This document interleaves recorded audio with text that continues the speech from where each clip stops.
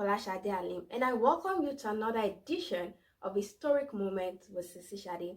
And here with me today is a father, a mentor, and intern history in this storytelling, and that is Professor ADESOJI Abimbola. Thank you very much for honoring my invitation, sir. Thank you very much. You're welcome. Thank you, sir. And today we'll be talking about the presidential election of June 12, 1993. It was considered to be one of the freest, the safest, and the most peaceful in the history of Nigeria election. But despite all of this, it was still annulled single-handedly by the Babangida regime. And I've gathered some questions, and our amiable professor here will be doing justice to some of these questions. Stay tuned. Welcome once again, sir. Thank you very much. My pleasure. Thank you, sir. And the first question I will be asking is this. It was said, like I said earlier, that it was said the election was one of the freest, the fairest, and the most peaceful in the history of Nigeria election. But despite all of this, it was annulled by the Babangida regime. And there is what we call the different perspective in history, causal factor. What can you say is the cause for this annulment, despite the fact that it was said that it was free, it was peaceful, it was fair, and all of that? Thank you very much. A very interesting question. And just like you observed, I will start by saying that 27 years on, June 12, 1993, has remained a watershed. A watershed in the history of Nigeria, or what we can otherwise refer to as a landmark. Why? Because to date, it was the election adjudged by both local and international observers as the freest and the fairest in the history of Nigeria. It was an election that did not witness any violence, no matter how small. More interestingly is the fact that it was the first time in the history of Nigeria when a Muslim ticket will win overwhelmingly. A Muslim from southwest Nigeria, a Yoruba man from Ogun State, and another Muslim from northeast Nigeria, a Beriberi or a Kanuri from Borno State, who had a joint ticket, and people did not on that basis say that they were not going to vote. And so we saw the Social Democratic Party, the platform on whose Chief M.K.O Abiola and Laji Babagana Kingibe ran, winning overwhelmingly the June 12, 1993 presidential election. And so it was a surprise when eventually on the 23rd of June 1993, the election was annulled by General Ibrahim Babangida led military government. And in trying to annul the election, a number of reasons or a number of justifications have been given. And like you observe, in history we talk of causal factors. And when we talk of factors bringing about a particular development, we look at the long-term factor, we look at the immediate factor. And what one would discover with the annulment of the June 12 election by President Ibrahim Babangida was that at different time, at different junction, different reasons were given why the elections were annulled. One was that as at the time the election was held, the election should not have held at all, or should not have been conducted, because there was a subsisting court case against the holding of the election. The likes of anti-democratic forces like Association for Better Nigeria, led by Chief Otto Nzeribe and Abimbola Davids, went to court and secured an injunction that the election should not be held at all. And so, but despite that, INEC decided to go ahead with the election because it thought that by the laws establishing INEC, no court ruling, no court order can stop the election from holding. And so I'm sure those who did not want the election to hold must have gone back to the drawing board to say that now that we have secured an injunction to stop the election and the election did not continue, it was held, then let us think of other ways by which can frustrate the election. And so it was not surprising when they went back to court and secure an injunction that the result of the election should not be annulled. And on the basis of that, INEC was ordered to stop the collation and the further announcement of the election result. As at then, results from 14 states of the Federation have been collated and displayed on the INEC notice board for all to see. and the rest were being awaited. And the rest of the election were already known in the state where they were declared, where the election held. They were just a matter of transmitting to Abuja, the headquarters of INEC, or the headquarters of NEC, for the result to be announced. So one other reason another justification that was given at that time the election was annulled was that there were security issues. That was part of the reason that time. And that if Nigerians, what the argument of Babangida was, if Nigerians should be privileged to see the security report on the person of Chief M.K.O Abiola, that they would not have wished that the country would be handed over to him. So from the fact that the election should not have been held because of the fact that a lot of things went into how the political parties conducted their campaigns, how the presidential candidate emerged, having used money to secure their ticket, then the excuse or the justification went to the fact that the NEC, this time National Electoral Commission and the political parties did not obey the court's order to stop, not to have allowed the election to hold in the first instance, and then went to other issues that there are security issues that were involved. But what you can make out of all this is that the election, when we going by what we now know, it was clear that the election was not meant to hold in the first instance, and that the transition program was not meant to succeed ab initio. And that was why you see a number of problems were created along the path to ensure that the transition to civil rule program that was initiated by General Ibrahim Babangida was not meant to succeed. No, this was a program that he voluntarily initiated based on his promise that he was going to initiate transition to civil rule program, and was meant to last for 5 years, 1987 thereabout, when the political bureau was set up, to 1992, when the military was expected to disengage from politics. But what we saw was that a number of dramatic developments took place that nobody could explain. And this involved the banning and unbanning of political associations, the refusal to register political associations, because at the end of the day, of the 13 political associations that applied to be registered by government, none of them was considered fit, was found worthy, was found qualified. But 6 of them were reluctantly registered by National Electoral Commission. And at the end of the day, the 6 that were considered worthy, maybe slightly qualified to be registered as political associations or political parties, were eventually dismissed. And it was in this place that government now created 2 political parties, which it imposed on Nigerians. And these were Social Democratic Party and National Republican Convention. So when we look at what happened in the period beginning from when the transition program was implemented to when it eventually failed with the annulment of June 12, 1993 election, we discovered that it was not meant to succeed. And one fundamental factors for the failure was the fact that the military, having tasted power the first time and having come back in 1983, December 1983, was not prepared to leave office. So it was just one excuse after the other. I've always thought personally that when General Yakubu Gowon came in 1966 and he left office through another coup, a palace coup in 1975, yes, he had spent 9 years in office. He was in office for 9 years. It is not impossible that General Babangida was also thinking that because he wanted to score first in a number of ways, we may consider this pedantic, but that is the way I thought, and I've given thought to it over and over, and that is that he wanted to be the longest reigning military ruler in Nigeria, and he felt that one way to do it was to keep on tinkering with the transition to civil rule program and to keep on extending until Nigerians got fed up and eventually said, after the annulment of June 12, 1993 election, that no way, we are not going to tolerate all this nonsense again. Enough of all this tinkering with the transition to civil rule program, which was not expected to succeed. You must also not forget that of the military rulers that came at different times, it was General Babangida that came and called himself a president.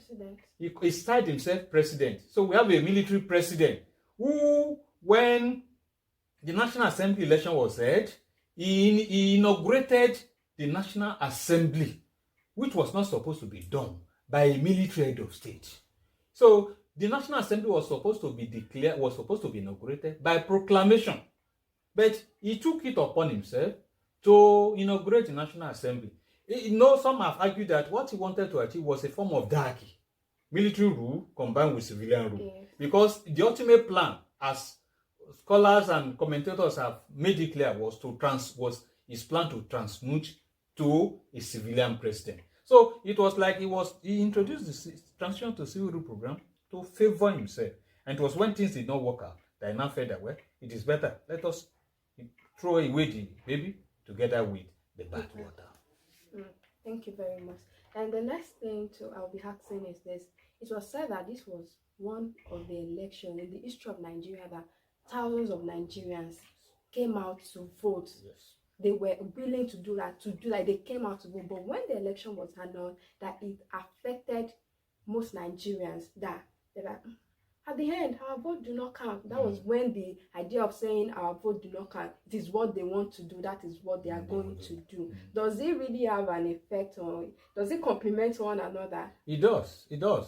I said it earlier, and that was the fact that people are already tired of long period of military rule. The impression the military had given over and over was that it was a corrective regime. But the long period of military rule from 1966 to 1979 taught Nigeria otherwise.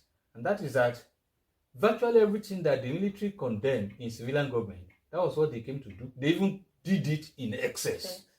And so when the civilian government came in 1979 and was in office in 1983, there was a sigh of relief. And the thinking of the people was that we should allow the democratic government to self-correct itself. It will run into problem, there will be excesses, and over time we're going to correct our excesses. And although the civilian government also misbehaved, the politicians misbehaved. And so when they came back in 1983, December 1983, it brought some temporary relief, but the thinking was that they were just going to act in a while, just do some corrective things and leave the state. But gradually we saw one military government transiting to another, or through a palace coup or through another military coup. Babangida took over from General Mohammadu Buhari. And so the thinking was that, are we not in it again? If you are not careful, this one will also hand over to or transfer to another, or hand over power to another military government. And that was what exactly happened, because the interim government was in office for 81 days, and thereafter the Khalifa, General Sani Abacha, came. Khalifa means a heir apparent. Someone was already waiting in the wing to take over power. Of course, the argument in some quarters was that there was an agreement between them that Babangida was going to be in power for some time and Abacha was going to take over. Even if there was no agreement like that, what eventually happened confirmed that, because it was like someone was already waiting in the wing to take over from another who was occupying position. So it would just be like, do your own and leave, because I want my own time to come quickly. So you discover that military rule, people were already disillusioned with military rule, and they were looking for a way out. The belief was that, let the civilian government come. No one is perfect. We will begin to learn the rope. We begin to point out their ills. There are checks and balances that are in place. If those one fail, then Nigerians will with their vote either chase them out or not. And when the election was annulled, it was as if, so upon all that we have done, all this, so why do we need to vote? And you discover that disillusionment became more serious even when the Fourth Republic came on board, because from 1999 to 2003 to 2007, 2011, in fact, it reached its peak in 2003 and 2007, when someone would stay in a polling booth and cast 500 ballots when it's supposed to count one. The case of Osun confirms that. And by the time the ballot was subjected to forensic analysis, it was called that only one vote was valid out of about maybe 500 ballot papers. And so people now came to the point that, well, if we can labor, we can campaign for several months, and then someone will just wake up and decide to abrogate all the entire process, then why do we need to vote again? Our vote is no longer counted. That usage became more serious even in the present dispensation. When you get to the polling booth and people will tell you, you don't need to vote, go home, we have done the voting for you. They started before then, started around 1993 or thereabout, when people are voting, and at the end of the day, the entire transition process was abrogated. And the next thing, during M.K.O Abiola, Chief M.K.O Abiola's campaign, all he was saying, "Hope 1993, farewell to poverty." To me, I feel it was just a way of making people to vote for him, because we heard of a lot of things, and when they come to power, eventually they don't do that. Can we really say what his campaign was, just to sweet talk people to vote for him? Or because he was never there, he was never the president, we can't even say this was what he was going to do. But I just feel it's one of the ways politicians use to sweet talk people into voting for them. That's a perspective. I may not be completely wrong, and that is that politicians have a way of sweet talking us into supporting them, and we have seen examples over and over again. That's the perspective. But beyond that, Hope 93, or Farewell to Poverty, the manifesto that Chief M.K.O Abiola presented, to me was not just an attempt to talk us into supporting him. We must not forget the fact that Chief M.K.O Abiola was born in abject poverty, so he tasted poverty. He narrated his story over and over again. In fact, there was no job he did not do. He would go and entertain people at parties so that he would get enough money to take care of himself and his education. So he went through the mill. He tasted poverty. So, and for someone who went through that before he eventually became rich, he must have had a kind of soft spot for the poor in the society, and must have ruminated over how he could correct the ills, particularly that of poverty in his society. That's a dimension. Another is the fact that he was also a witness to what had happened in Nigeria. The fact that Nigeria has been said to be a very rich country in terms of human and material resources, which have been consistently mismanaged. Some may argue that he was also part of the mismanagement because he was a friend to successive military government in Nigeria. But he must have seen that, well, if only we can get leaders that will harness these resources such that they are better utilized, Nigeria will be great. So, and the proposal, the farewell to poverty, a lot of people, institutions, organizations made input into it. So it was not something that that was hurriedly put together. It was not something that someone just woke up overnight and started putting some A plus B together. Say, okay, let me also present my own manifesto to people. It was apparent that it was a well thought out, well crafted manifesto meant to reach out to every Nigeria, meant to reach out to every nook and cranny of Nigeria with a view to turning the economy and the society around. So it was well packaged. But we must also not forget one thing. When General Mohammadu Buhari also took over, his major campaign flank was that he was going to fight corruption. And he's been doing that to a very large extent. We must not forget the fact that as laudable as the Chief M.K.O Abiola SDP manifesto appears, he was going to work with individuals. So if he had become president, that is not to say they were going to have a kind of Eldorado, a kind of paradise, whereby everything will just turn around overnight. Even if he meant well, he's going to appoint, by virtue of Nigerian constitution, he's going to appoint at least 36 ministers, one from each state or the federation. And in fact, in most cases, the minister will be more than 36 because there will be some appointed to represent some special interest. He's going to appoint assistant, advisors, and the rest.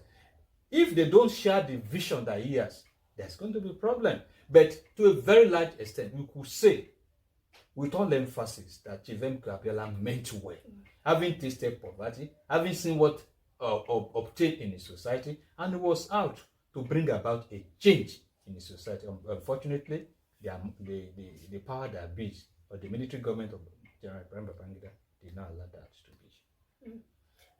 Recently, 2 years ago, that's in 2018, President Mohammadu Buhari announced or to honor the late M.K.O Abiola by making June 12th Democracy Day instead of the usual May 29. And the question now is, does this justify what has happened? Because it's just an attempt to ask for forgiveness for what had happened to the family of M.K.O Abiola and M.K.O himself, even to Nigerians in general. Does this justify it? Is there a way to, I don't, like, does this justify it? Well, what I will say about that is that if we discover a problem at any point in time, that's a problem in Nigeria. We don't learn to say sorry, we don't learn to say thank you. If at any point in time we discover our error, we should be bold enough to correct it. When May 29 was declared as Democracy Day, it was declared by the military government, of General Abdul Salam Abubakar, who handed over the baton of power on the 29th of May 1999 to General Chief Olusegun Obasanjo. So, and in the process, we succeeded in initiating in recognizing May 29 as Democracy Day. The thing is that, let me go down memory lane. When political parties were to be registered in 1998, before the election that held in 1999, of the three political parties that were registered, the Alliance for Democracy was one of the parties.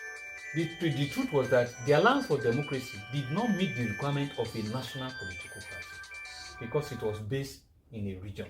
It was mostly based in southwest Nigeria. But General Salam Abubakar government bent backward over to accommodate the Alliance for Democracy. Why? Because it was one of their attempts to pacify the Yorubas, whom many Nigerians felt had been seriously hurt by the fact that the June 12 election would have paid them most. A Nigerian of a Yoruba extraction from Ogun State won fair and square, but he was not allowed to take over power or was not allowed to take office. And so when NADECO was formed and people started agitating, the agitation eventually covered the whole of Nigeria. They eventually became serious in southwest Nigeria. NADECO was formed by Nigerians all over Nigeria, but eventually became more of a Yoruba association because many of the people who were in NADECO who played leading role were mostly of Yoruba extraction. So it could be that one General Mohammadu Buhari may also be trying to play politics as a way of reaching out to or pacifying mostly Southwesterners or Yorubas who were hurt by the annulment of June 12, 1993 election. That is plausible. That's an argument. But when he was to take over, it was like Senator Ahmed Bola Tinubu who succeeded in swaying Yoruba support for General Mohammadu Buhari before he became president. So he won convincingly in southwestern Nigeria, unlike in southeast or south-south. So it may also be a way of reaching out to those who supported him in the election to say, okay, well, what is the essence of May 29? What is so significant about May 29? Whereas June 12 is a landmark, it's significant. A day that Nigerians, irrespective of their ethnic or religious background, decided to vote a Muslim ticket. That it was a landmark. No matter what anybody might want to do to wish it away, it cannot be wished away. And nobody, no matter what anybody does, it cannot be wished away. So it must have come to the realization that June 12 remained a landmark. It could be to peace. It could be to appeal to the emotions or the sentiment of the Yorubas or the Southwest Westerners. But in the first instance, the likes of General Olusegun Obasanjo should have instituted June 12 as Democracy Day. Why? Because it was a landmark. I've said it was a watershed. He himself also was a beneficiary of that watershed, of that landmark. Because when the two people that contested the election in 1999 two people eventually were of Yoruba extraction, Chief Falai and Chief M.K.O Abiola. So you see that successive government from General Abdul Salam Abubakar were trying to reach out to Yorubas or Southwesterners as a way of pacifying them or placating them for the hurt they suffered when the June 12 imbroglio started. So, well, an attempt to pacify, but it was more a more recognizable time, a watershed that should be recognized, because those who oppose June 12 had their personal reasons, and they have given different reasons, some of them not like excuses, to justify their annulment. So why would anybody in his right senses oppose June 12 as a democracy day? So it was like correcting the evils or correcting the mistake of the past, while in a way also trying to appease the Yorubas, and in the process trying to corner their support for the ruling party in subsequent election. Thank you very much, sir. That will be the end of today's question. Thank you very much. And I really hope other politicians, coming politicians, really have the people, the poor people, the mass in their mind with whatever they are putting in their campaign, because I've learned a lot from all of this, and I really hope my viewers will learn a lot from all of this.